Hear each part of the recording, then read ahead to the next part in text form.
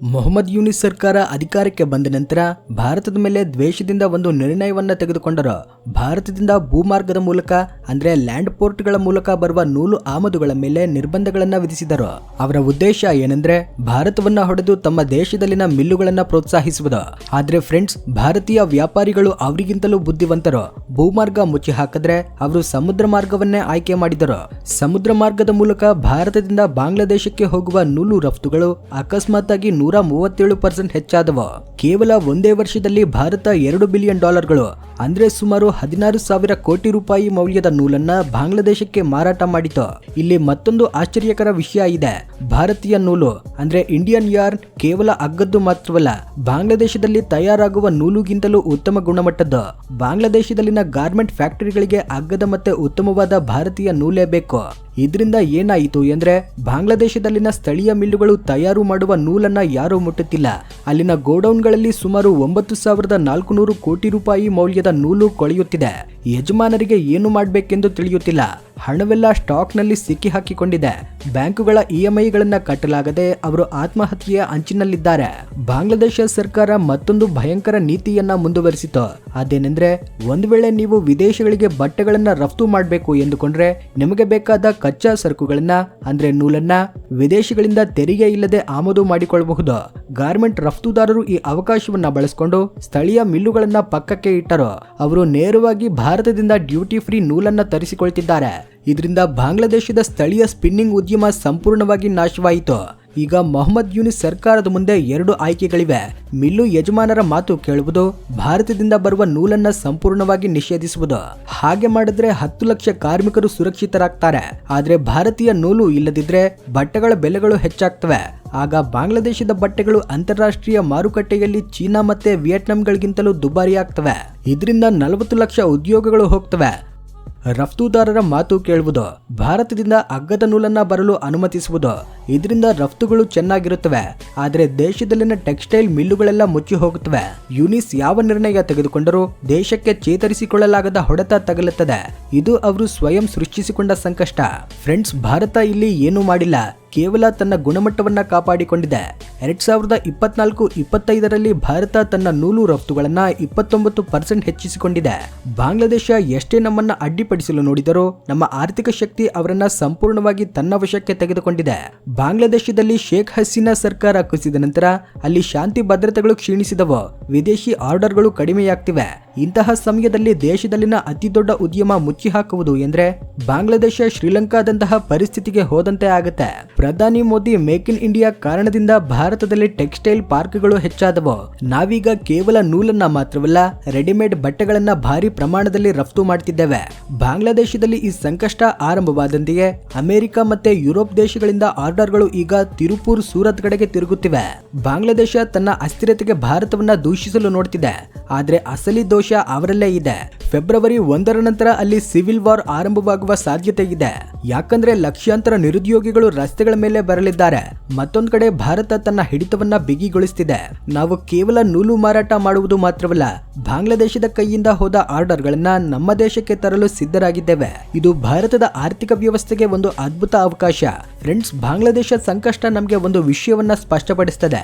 ಭಾರತದೊಂದಿಗೆ ವೈರತ್ವ ಬೆಳೆಸ್ಕೊಂಡ್ರೆ ಹೊಡೆತ ತಗಲುವುದು ನಿಮಗೆ. ನಾವು ಯಾವಾಗಲೂ ನೆರೆಯ ದೇಶ ಚೆನ್ನಾಗಿರಲಿ ಎಂದು ಬಯಸ್ತೇವೆ.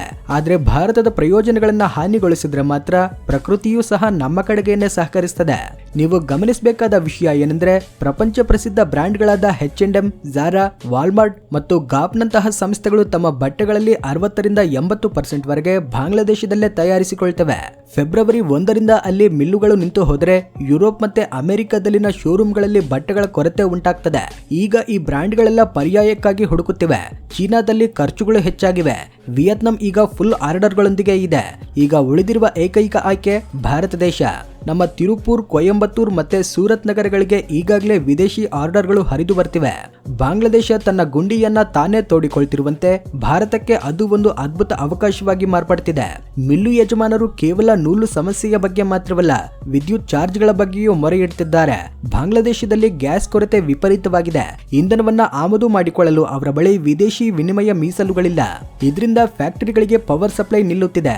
ಕರೆಂಟ್ ಇಲ್ಲದಿದ್ದರೂ ಬಿಲ್ಲುಗಳು ಮಾತ್ರ ಭಾರಿಯಾಗಿ ಬರ್ತಿವೆ. ಕ್ಷೇತ್ರ ಮಟ್ಟದಲ್ಲಿ ಒಂದು ಉದ್ಯಮವನ್ನ ಹೇಗೆ ನಡೆಸಬೇಕು, ಕಾರ್ಮಿಕರ ಸಮಸ್ಯೆಗಳನ್ನ ಹೇಗೆ ಪರಿಹರಿಸಬೇಕು ಎಂಬುದು ತಿಳಿಯದೆ ಅವರ ಸರ್ಕಾರ ಅಯೋಮಯದಲ್ಲಿದೆ. ರಾಜಕೀಯ ಬೇರೆ, ಬ್ಯಾಂಕಿಂಗ್ ಬೇರೆ ಎಂದು ಬಾಂಗ್ಲಾದೇಶದ ಜನರಿಗೆ ಈಗ ಅರ್ಥವಾಗ್ತಿದೆ. ಶೇಖ್ ಹಸೀನಾ ಅವಧಿಯಲ್ಲಿ ವಸ್ತ್ರ ಉದ್ಯಮ ಯಜಮಾನರಿಗೆ ಮತ್ತೆ ಸರ್ಕಾರಕ್ಕೆ ನಡುವೆ ಒಂದು ಬಲವಾದ ಸಮನ್ವಯ ಇತ್ತು. ಅವರು ಈ ಉದ್ಯಮಕ್ಕೆ ಭಾರಿ ರಿಯಾಯಿತಿಗಳನ್ನ ನೀಡುತ್ತಿದ್ದರು. ಆದರೆ ಪ್ರಸ್ತುತ ತಾತ್ಕಾಲಿಕ ಸರ್ಕಾರ ಯಜಮಾನರನ್ನ ಕೇವಲ ಧನವಂತರಾಗಿ ನೋಡುತ್ತಿದೆಯೇ ಹೊರತು ದೇಶದ ಜಿಡಿಪಿಯನ್ನ ಸ್ಥಿರವಾಗಿಸುವ ಉದ್ಯಮಿಗಳಾಗಿ ನೋಡ್ತಿಲ್ಲ. ಈ ನಾಯಕತ್ವದ ಲೋಪವೇ ಇಂದು ಮಿಲ್ಲುಗಳು ಮುಚ್ಚಿ ಹಾಕುವುದಕ್ಕೆ ಕಾರಣ. ಬಾಂಗ್ಲಾದೇಶದ ಗಡಿಯಲ್ಲಿ ಮತ್ತೊಂದು ಭಯಂಕರ ಕುತಂತ್ರ ನಡೆಯುತ್ತಿದೆ. ಭಾರತದ ಸ್ಥಳೀಯ ನೂಲಿಗೆ ಬೇಡಿಕೆ ನೋಡಿ ಕೆಲವರು ಸ್ಮಗ್ಲರ್ಗಳು ಕಡಿಮೆ ಗುಣಮಟ್ಟದ ಚೀನಾ ನೂಲನ್ನ ಇಂಡಿಯನ್ ಬ್ರ್ಯಾಂಡ್ ಹೆಸರೊಂದಿಗೆ ಬಾಂಗ್ಲಾದೇಶಕ್ಕೆ ಕಳಿಸುತ್ತಿದ್ದಾರೆ. ಇದರಿಂದ ಭಾರತೀಯ ನೂಲಿನ ಪ್ರತಿಷ್ಠೆಗೆ ಹಾನಿಯಾಗುವ ಅಪಾಯ ಇದೆ. ಆದರೂ ಬಾಂಗ್ಲಾದೇಶದ ಯಜಮಾನರು ಮಾತ್ರ ಅಧಿಕೃತವಾಗಿ ಸಮುದ್ರ ಮಾರ್ಗದ ಮೂಲಕ ಬರುವ ಭಾರತೀಯ ನೂಲನ್ನೇ ಬಯಸುತ್ತಿದ್ದಾರೆ. ಯಾಕಂದ್ರೆ ಅದು ಪಕ್ಕಾ ಗುಣಮಟ್ಟದ್ದು. ಬಾಂಗ್ಲಾದೇಶ ಈಗ ಸರಿಯಾಗಿ ಶ್ರೀಲಂಕಾ 2022ರಲ್ಲಿ ಇದ್ದ ಪರಿಸ್ಥಿತಿಯಲ್ಲಿದೆ. ಆದಾಯ ನೀಡುವ ವಸ್ತ್ರ ಉದ್ಯಮ ನಿಂತು ಹೋದ್ರೆ ಡಾಲರ್ಗಳ ಆಗಮನ ನಿಲ್ತದೆ. ಆಗ ನಿತ್ಯಾವಶ್ಯಕ ವಸ್ತುಗಳ ಬೆಲೆಗಳು ಆಕಾಶವನ್ನ ಮುಟ್ಟುತ್ತವೆ. ಜನರು ಹಸಿವಿನಿಂದ ಸಾಯುವ ದಿನಗಳು ಹತ್ರದಲ್ಲೇ ಇವೆ. ಮೊಹಮ್ಮದ್ ಯೂನಿಸ್ ಭಾರತವನ್ನ ಟೀಕಿಸುವುದು ಬಿಟ್ಟು ಇಲ್ಲಿಂದ ಬರುವ ಅಗ್ಗದ ಸಹಾಯವನ್ನ ಬಳಸ್ಕೊಂಡ್ರೇನೆ ಆ ದೇಶ ಬದುಕುತ್ತೆ. ಒಂದು ಕಾಲದಲ್ಲಿ ಬಾಂಗ್ಲಾದೇಶ ನಮಗೆ ಪೈಪೋಟಿ ಎಂದು ನೋಡುತ್ತಿದ್ದವು. ಆದ್ರೆ ಇಂದು ನಮ್ಮ ದೇಶ ಆ ದೇಶಕ್ಕೆ ಕಚ್ಚಾ ಸರಕನ್ನ ಒದಗಿಸುವ ಮಟ್ಟಕ್ಕೆ ಬೆಳೆದಿದೆ. ನಾವು ನೂಲು ನೀಡಿದ್ರೇನೆ ಅವರು ಬಟ್ಟೆಗಳನ್ನ ಹೊಲಿಯಲು ಸಾಧ್ಯ. ನಾವು ಸ್ವಿಚ್ ಆಫ್ ಮಾಡಿದ್ರೆ ಅವರ ಫ್ಯಾಕ್ಟರಿಗಳು ನಿಲ್ಲುತ್ತವೆ. ವಾಲ್ಮಾರ್ಟ್ ಅಥವಾ H&M ನಂತಹ ಸಂಸ್ಥೆಗಳು ತಮ್ಮ ಸರಕುಗಾಗಿ 6 ತಿಂಗಳು ಮುಂಚಿತವಾಗಿಯೇ ಯೋಜನೆ ಮಾಡ್ತವೆ.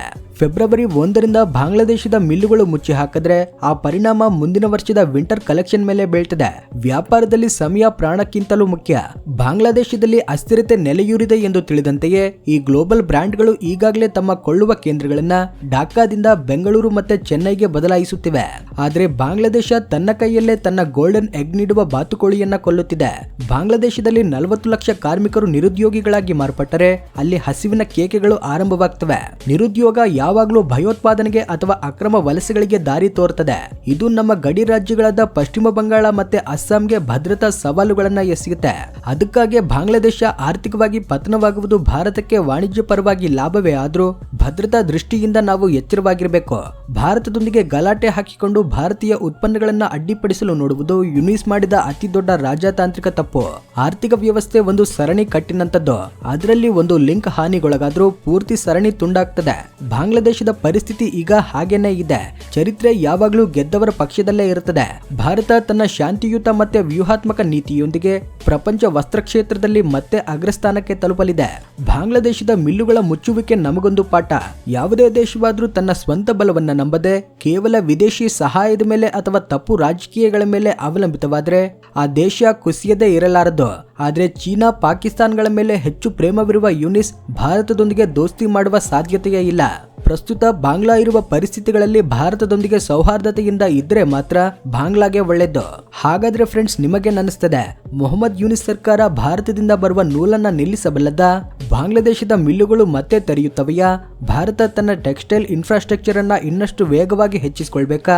ಬಾಂಗ್ಲಾದೇಶದಿಂದ ಬರುವ ಈ ಆರ್ಡರ್ ಗಳನ್ನ ನಾವು ತಡೆದುಕೊಳ್ಳಬಲ್ಲವಾ? ನಿಮ್ಮ ಅಭಿಪ್ರಾಯವನ್ನ ಕಾಮೆಂಟ್ ಸೆಕ್ಷನ್ ನಲ್ಲಿ ತಿಳಿಸಿ. ಈ ವಿಡಿಯೋ ಇಷ್ಟವಾಗಿದ್ರೆ ಲೈಕ್ ಮಾಡಿ, ಶೇರ್ ಮಾಡಿ, ನಮ್ಮ ಚಾನೆಲ್ಗೆ ಸಬ್ಸ್ಕ್ರೈಬ್ ಮಾಡ್ಕೊಳ್ಳಿ. ಜೈ ಹಿಂದ್, ಜೈ ಭಾರತ್.